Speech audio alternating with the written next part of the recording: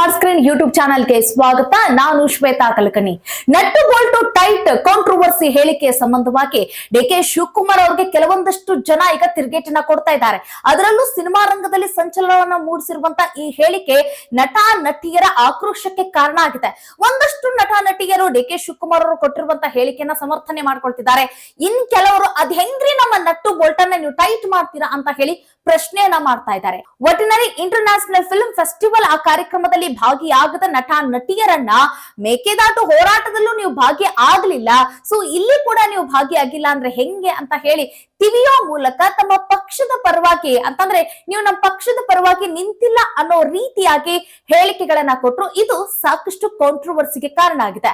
ಹಾಗಾದ್ರೆ D K Shivakumar ಅವರು ಸರಿಯಾಗಿ ಹೇಳಿದ್ರ, ಮೇಕೆದಾಟು ಹೋರಾಟ ಇದು ಕಾಂಗ್ರೆಸ್ ಪಕ್ಷಕ್ಕೆ ಮಾತ್ರ ಸೀಮಿತ ಆಗುತ್ತಾ, ಎಲ್ರಿಗೂ ಕೂಡ ಅದು ಬೇಕಾಗಿರುವಂತಹ ಹೋರಾಟ ಆಗಿತ್ತಾ?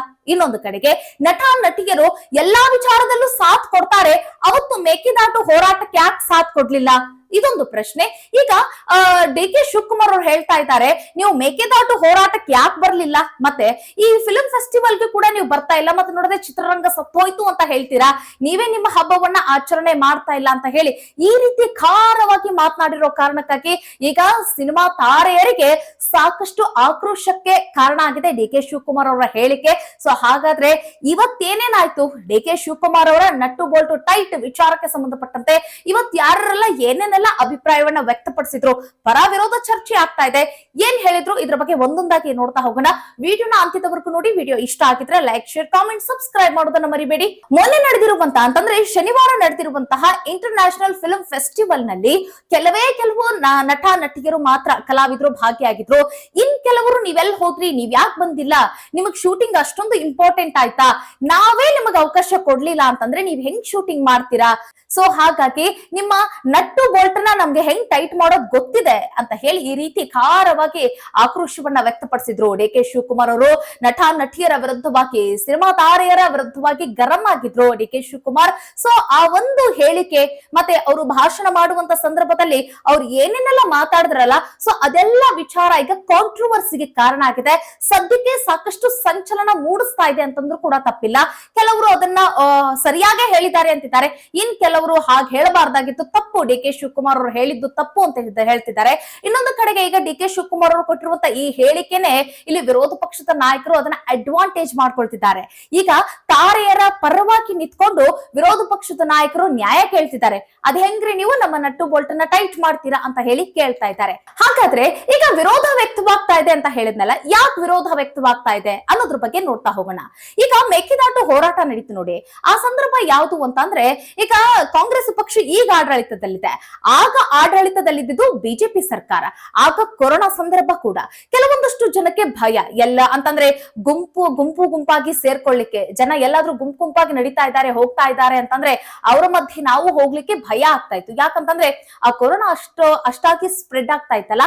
ಸೊ ಹೀಗಾಗಿ ಒಂದು ಆರೋಗ್ಯದ ಕುರಿತಾಗಿ ಆ ಒಂದು ಕಾಳಜಿ ಕನ್ಸರ್ನ್ ಇಂದನೂ ಕೂಡ ಏನೇ ಒಂದು ಆ ತರದ ಒಂದು ಕಾರ್ಯಕ್ರಮ, ಏನೇ ಒಂದು ಸಾಮೂಹಿಕವಾಗಿ ಯಾವುದೋ ಒಂದು ಕಾರ್ಯಕ್ರಮ ನಡೀತಾ ಇದ್ರು ಕೂಡ ಕೆಲವೊಂದಷ್ಟು ಜನ ಹೋಗ್ಲಿಕ್ಕೆ ಮುಂದಾಗ್ತಿರ್ಲಿಲ್ಲ. ಆದ್ರೆ ಮೇಕೆದಾಟು ಯೋಜನೆ ಅಲ್ವಾ, ಮೇಕೆದಾಟು ಯೋಜನೆಗಾಗಿ ನಡೀತಾ ಇರುವಂತಹ ಹೋರಾಟ, ನಮ್ಮ ನೀರಿಗಾಗಿ ನಡೀತಾ ಇರುವಂತಹ ಹೋರಾಟ. ಸೊ ಇಲ್ಲಿ ನೀರಿಗಾಗಿ ಹೋರಾಟ ನಡೆಯುವಂತ ಸಂದರ್ಭದಲ್ಲಿ ಈಗ ಆರೋಗ್ಯ ಮತ್ತೆ ಜೀವ ಅಂತ ಹೇಳಿ ಕುತ್ಕೊಳಕ್ ಆಗಂಗಿಲ್ಲ. ಇದು ಒಬ್ಬರಿಗೋಸ್ಕರ ನಡೀತಾ ಇರುವಂತಹ ಹೋರಾಟ ಅಲ್ಲ, ಕರ್ನಾಟಕದಲ್ಲಿರುವಂತ ಪ್ರತಿಯೊಬ್ಬರಿಗೂ ಕೂಡ ನಡೀತಾ ಇರುವಂತಹ ಹೋರಾಟ. ಸೊ ಹೀಗಾಗಿ ಎಲ್ರು ಭಾಗಿ ಆಗ್ಬೇಕು ಅಂತ ಹೇಳಿ ಕೇಳಬಹುದು. ಆದ್ರೆ ಅಲ್ಲಿ ಇರೋ ವಿಷಯ ಏನು ಅಂತಂದ್ರೆ ಈಗ ಸದ್ಯಕ್ಕೆ ನಟ ನಟಿಯರು ಏನು ವಿರೋಧವನ್ನ ವ್ಯಕ್ತಪಡಿಸ್ತಾ ಇದ್ದಾರೆ ಅಂತಂದ್ರೆ, ಅಲ್ಲಿ ಮೇಕೆದಾಟು ಯೋಜನೆಯ ಆ ಒಂದು ಹೋರಾಟ ಏನ್ ನಡೀತಾ ಇತ್ತಲ್ಲ, ಸೊ ಆ ಸಂದರ್ಭದಲ್ಲಿ ನೀವು ಗಮನಿಸಿರ್ಬೋದು, ಅಲ್ಲಿ ಕಾಂಗ್ರೆಸ್ನ ಹಲವು ನಾಯಕರು ಅನ್ನೋದಕ್ಕಿಂತ ಅಲ್ಲಿ ಆ ಒಂದು ಹೋರಾಟದಲ್ಲಿ ಭಾಗಿಯಾಗಿದ್ದೆ ಕಾಂಗ್ರೆಸ್ನ ನಾಯಕರು. ಬೇರೆ ಯಾರಾದ್ರೂ ಈ ಕನ್ನಡ ಪರ ಹೋರಾಟಗಾರರಾಗಿರ್ಬೋದು ಅಥವಾ ಇನ್ಯಾವುದೋ ಒಂದು ಕಾರ್ಯಕರ್ತರಾಗಿರ್ಬೋದು, ಎಲ್ಲರೂ ಸೇರ್ಕೊಂಡು ಮಾಡ್ತಾ ಇರುವಂತ ಹೋರಾಟ ಚಳುವಳಿ ಅದಲ್ಲ. ಅಂದ್ರೆ ಕಾಂಗ್ರೆಸ್ ಪಕ್ಷಕ್ಕೆ ಸೀಮಿತವಾಗಿತ್ತು ಅನ್ನೋದು ಅಲ್ಲಿ ಬಿಂಬಿತವಾಗ್ತಾ ಇತ್ತು. ಅಂತಂದ್ರೆ ಕಾಂಗ್ರೆಸ್ ಪಕ್ಷದ ಈ ಒಂದು ಬಂಡಿಂಗ್ಸ್ ಆಗಿರ್ಬೋದು, ಮತ್ತೆ ಫ್ಲೆಕ್ಸ್ ಆಗಿರ್ಬೋದು, ಮತ್ತೆ ಹಸ್ತದ ಚಿಹ್ನೆ ಆಗಿರ್ಬೋದು. ಸೊ ಇದೆಲ್ಲವೂ ಕೂಡ ಕಾಂಗ್ರೆಸ್ ಪಕ್ಷದ್ದೇ ಅಂತ ಹೇಳಿ ಅಷ್ಟೊಂದು ಸೂಚಿಸ್ತಾ ಇತ್ತು. ಸೊ ಕಾಂಗ್ರೆಸ್ ಪಕ್ಷಕ್ಕೆ ಸೀಮಿತ ಆಗಿತ್ತು. ಅದರ ಜೊತೆಗೆ ಆಡಳಿತ ಪಕ್ಷವನ್ನ ಕಟ್ ಹಾಕ್ಬೇಕು ಅಂತ ಹೇಳಿ ಆ ಒಂದು ಹೋರಾಟವನ್ನ ಮಾಡೋ ಮೂಲಕ ಜನರ ಗಮನ ಸೆಳೆಯುವ ಒಂದು ನಿಟ್ಟಿನಲ್ಲಿ ಆ ಒಂದು ಹೋರಾಟದಲ್ಲಿ ಕಾಂಗ್ರೆಸ್ ನಾಯಕರು ಎಲ್ಲ ಭಾಗಿಯಾಗ್ತಾ ಇದ್ರು. ಸೊ ಆ ಸಂದರ್ಭದಲ್ಲಿ ಯಾರ್ಯಾರಿಗೆ ಇಷ್ಟ ಇತ್ತು ನೋಡಿ ಅವರೆಲ್ಲ ಭಾಗಿಯಾದ್ರು. ಅಂತಂದ್ರೆ ಈಗ ಉಮಾಶ್ರೀ ಅವರು ಕೂಡ ಕಾಂಗ್ರೆಸ್ ಪಕ್ಷದಲ್ಲಿ ಅವ್ರು ಕೆಲಸ ಮಾಡ್ತಾ ಇದ್ದಾರೆ.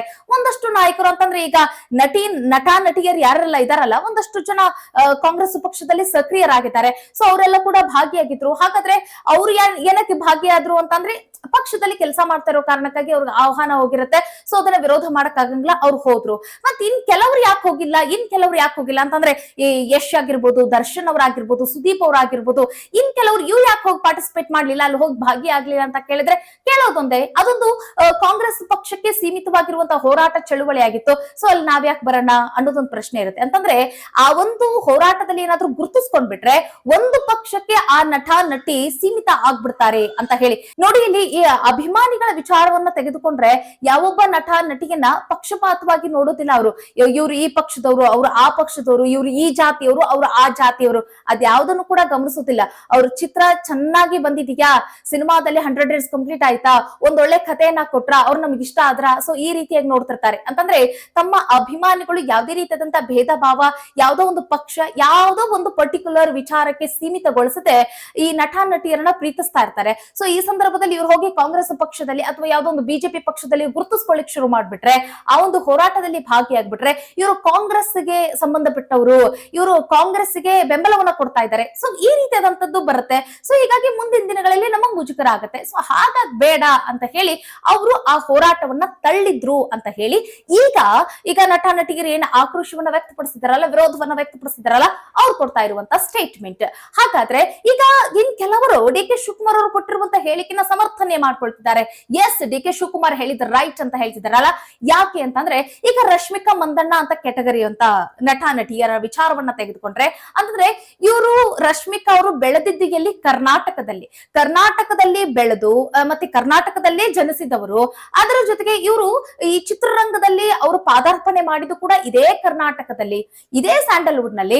ಈ ಸ್ಯಾಂಡಲ್ವುಡ್ ಇಂದ ಬೆಳೆದೇ ಅವರು ಇವತ್ತು ಹಲವು ಭಾಷೆಯಲ್ಲಿ ನಟಿಸ್ತಾ ಇದ್ದಾರೆ, ಮತ್ತೆ ಪ್ಯಾನ್ ಇಂಡಿಯಾ ಸ್ಟಾರ್ ಆಗ್ತಿದ್ದಾರೆ.